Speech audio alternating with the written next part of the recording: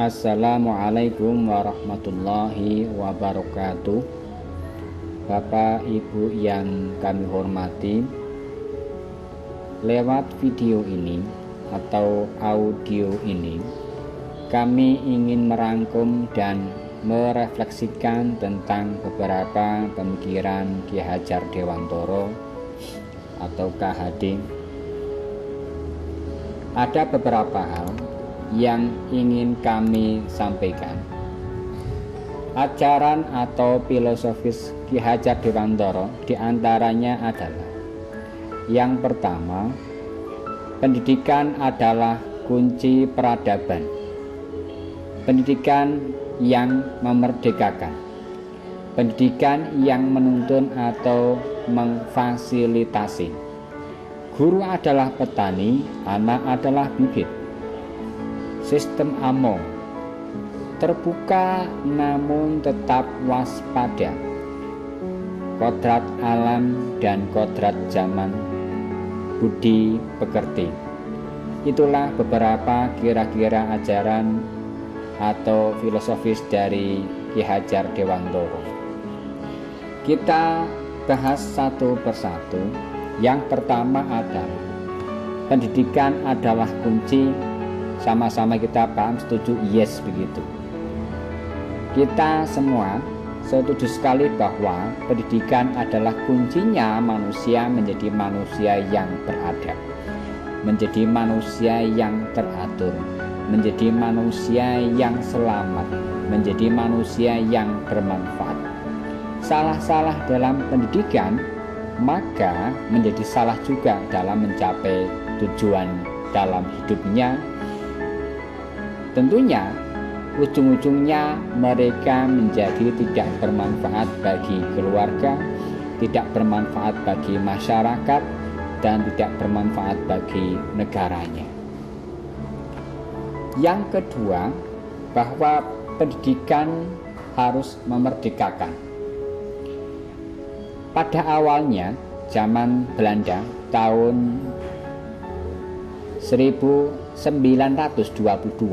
tepatnya 3 Juli, yaitu berdirinya Taman Siswa. Setelah itu, beberapa tahun lagi atau sekitar berarti 23 tahun dari tahun 22, tanggal 17 Agustus 1945, Indonesia menjadi merdeka. Bapak Ibu yang kami hormati, jadi selang sekitar 23 tahun telah merubah pola pikirnya, telah merubah jiwanya, telah merubah budi pekertinya, sehingga pada tahun itu Indonesia menjadi negara yang merdeka. Nah, Bapak Ibu yang kami hormati, kita sebagai produk pendidikan, sebagai produk dari pendidikan, sudahkah kita merasa bahwa kita telah merdeka menjadi pendidik sekarang ini? Atau dulu ketika kita menjadi murid, kita menjadi murid yang merdeka? Coba nanti kita introspeksi diri. Setelah itu, hari berganti, kurikulum berganti.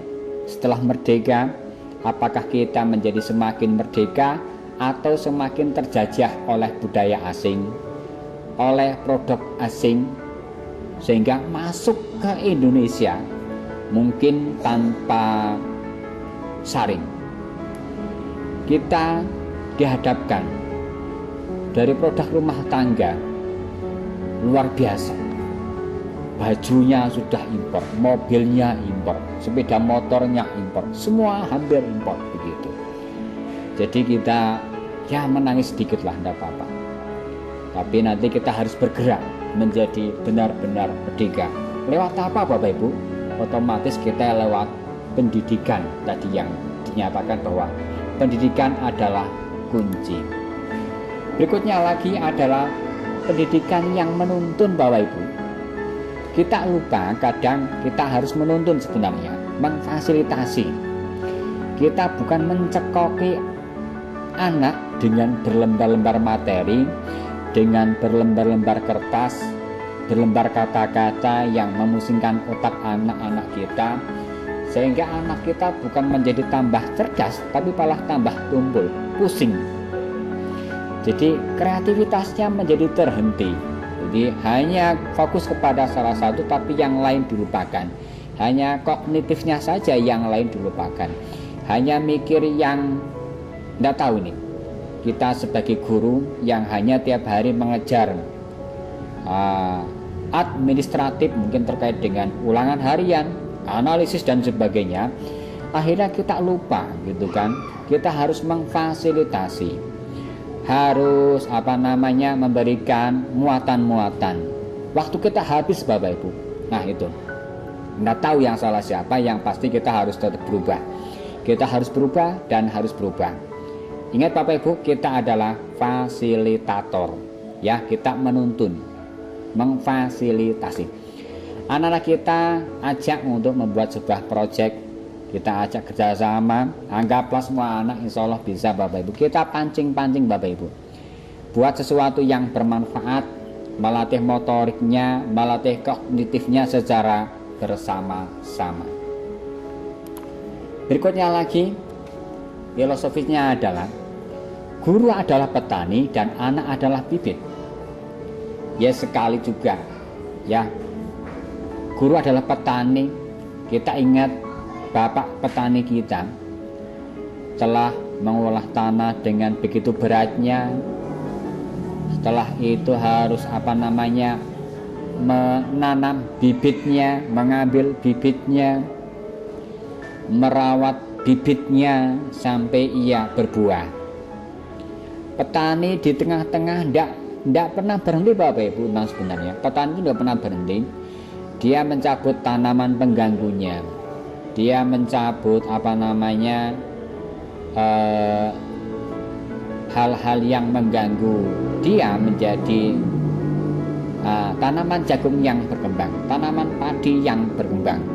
Dia kadang ada serangga yang mengganggu, kita semprot dan sebagainya, sehingga nanti tanaman jagung, tanaman padi bisa berbuah jagung dan padi dengan semaksimal mungkin.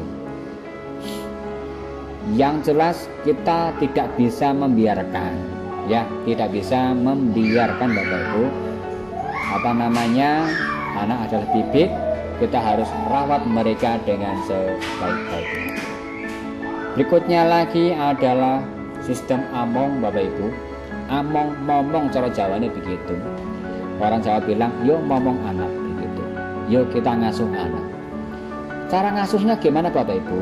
Kita ada prinsip namanya ingarso sung tulodo ing madya mangun karso tuturi handayani. Beri contoh, beri semangat dan beri dorongan. Kalau kita dengan kata-kata yang lain, kata-kata para sesepuh kita, teladani, telateni, tuturi, tuntunlah, tontonlah. Teladani ya beri contoh, telateni ya sing telaten Bapak Ibu, di tengah-tengah telateni. Dia salah tidak dibiarkan, ya dinasehati. Dituturi terakhir, beri dorongan semangat. Tuntunlah Bapak Ibu, tuntunlah, dituntun. Kalau dia kesasar, tuntun, gitu ya, kita tarik kembali. Tontonlah dari kejauhan, kita ditonton anak-anak kita.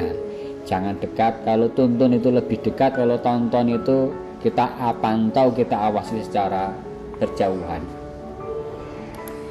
Selanjutnya Bapak Ibu, kita diminta untuk terbuka sama anak-anak kita dan tetap waspada. Kita memberi kebebasan yang luar biasa kepada anak-anak kita, tetapi kita tetap waspada. Waspadalah, waspadalah.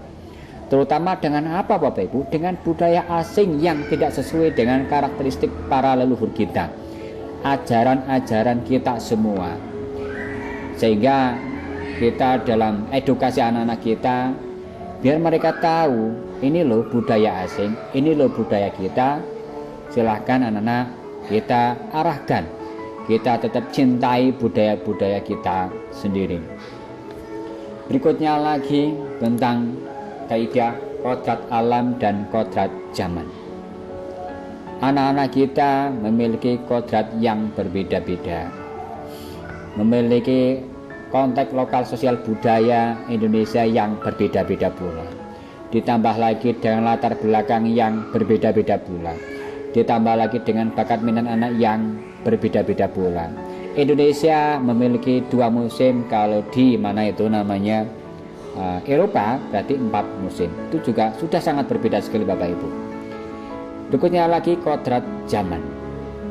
Jadi kita para pendidik sudah harus berpikir banyak kira-kira apa yang akan terjadi pada sekitar 20 atau 30 tahun lagi ke depan.